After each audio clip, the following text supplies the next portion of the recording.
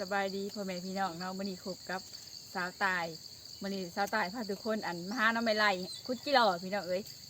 มื้อนี้มาหาอยู่โคกบ้านตัวเองหานำกันเลยมาหาน้องไม้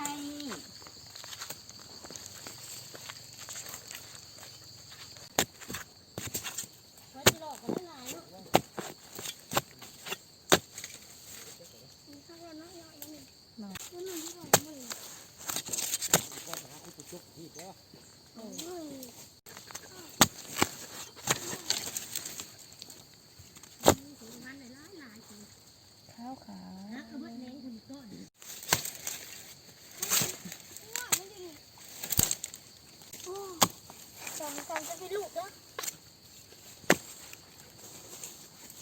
จ้าขาวๆกันเลย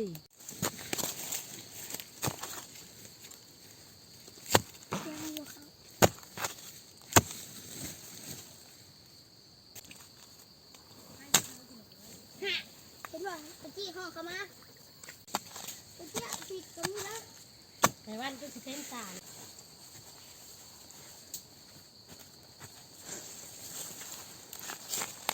เอาขึ้นเลยทุกคน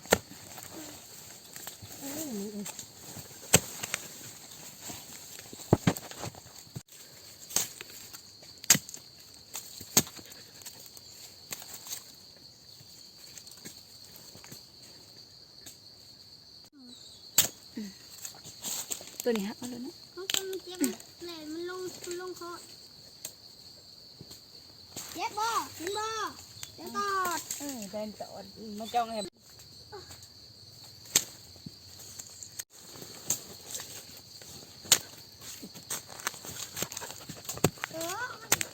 เสียมหิ้งแล้วเลยที่ได้อยู่บ่มาต่อ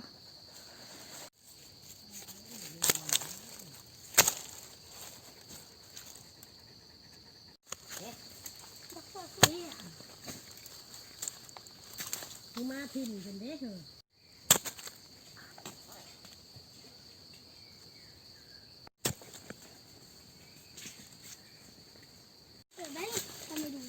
โอ้ยเอาได้ไหมมึงงานเอาไปได้นะพ่อคือกูเอาได้พ่อชอบเที่ยวคิดออก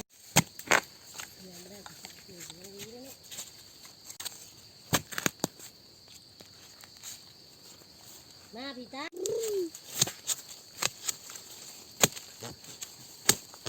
ยังไม่ซื้อใหม่บอกคือบอกนี่ถ่ายกับถ่ายงอยไงเนี่ยงามเลยว่ะเที่ยวมันอะไรใหญ่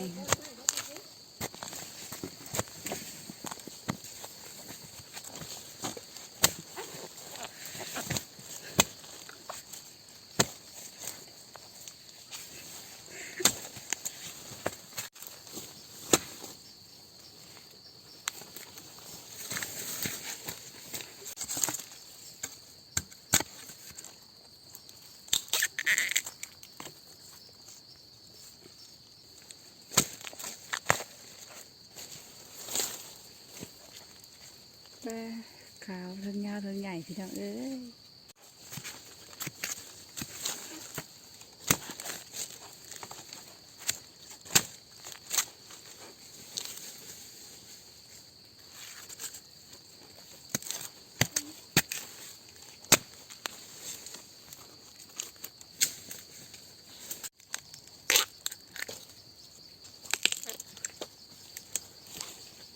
มันยาวเนาะจะได้เอามาบุทัน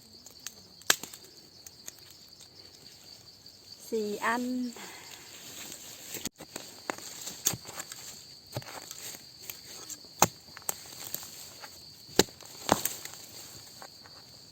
หน่อใหญ่ๆนะ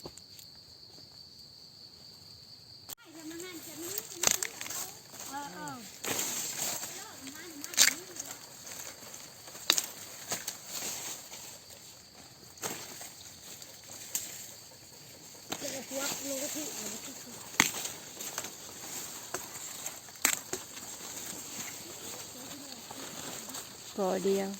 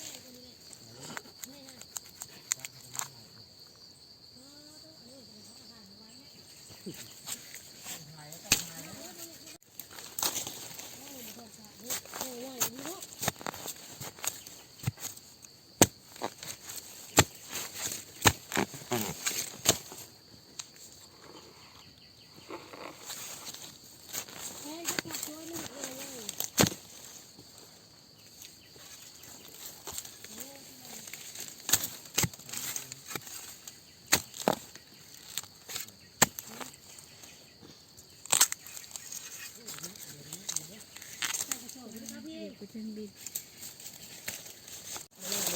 นี่น่ะ2 อันเลยน่ะ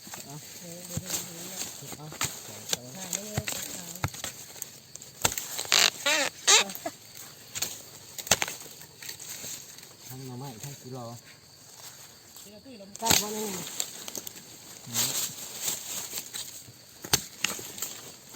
หน่อติดตู้อีกซะแล้ว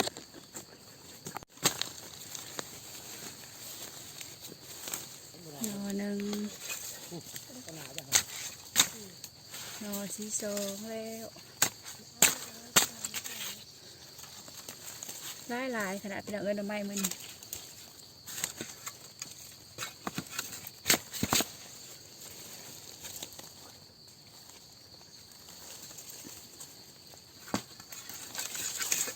นี่เป็นฮักอันนี้ พอได้ฮักรู้หรือไม่ใช่นี่แม่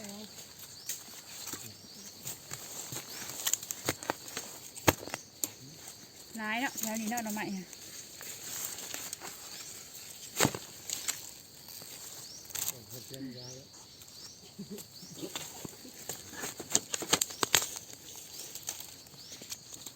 5 อันก่อนนี่หลายขนาด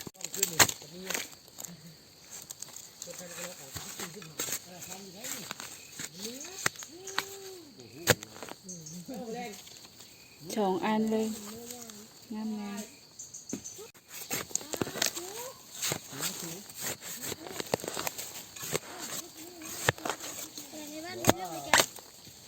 ป้าใหญ่ๆอันนี้พี่น้องเอ้ยหลายอันนี้หน่อไม้ค่ะ คือปัดเติมเงินกันถ้าพี่กับแม่นั่นนี่ ต้องยูทูบตัวเวียงนี่แต่บอกเวียลงคลิปเดียวเด็ก มีคนเบิ่งหมดคนเบิ่งเอง ชอบแม่แต่ หมดนะก็สบายเลยอะจะมาให้ใหม่เลยมันเป็นท้องกรอบไปดูนี่ปากเลย เอามาทอดก่อนเนาะทอดสุดท้าย ที่น้ำเลยเขาขี่รถออกน้ำท่าเขากระหาไปเลยเขายังไม่หนึ่งเจ้าเขาขี่รถเมื่อก่อนผมสปอร์ตเขามอง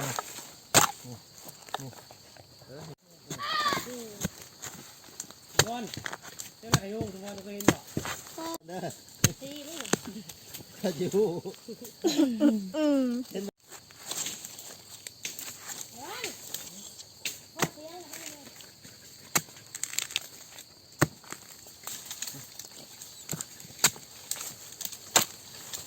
2 อันพี่น้องเอ้ยอันคลิปนี่กะว่าสำนีก่อนเนาะน้องใหม่เขาก็ได้หลายเลยนะได้เป็นสอบ2 สอบเลยนี่ที่น้องใหม่ไล่ที่น้องใหญ่ๆหั่นน่ะก่อนไปกะอย่าลืมกดไลค์กดแชร์กดติดตามให้ตายเลยเด้อบ๊ายบาย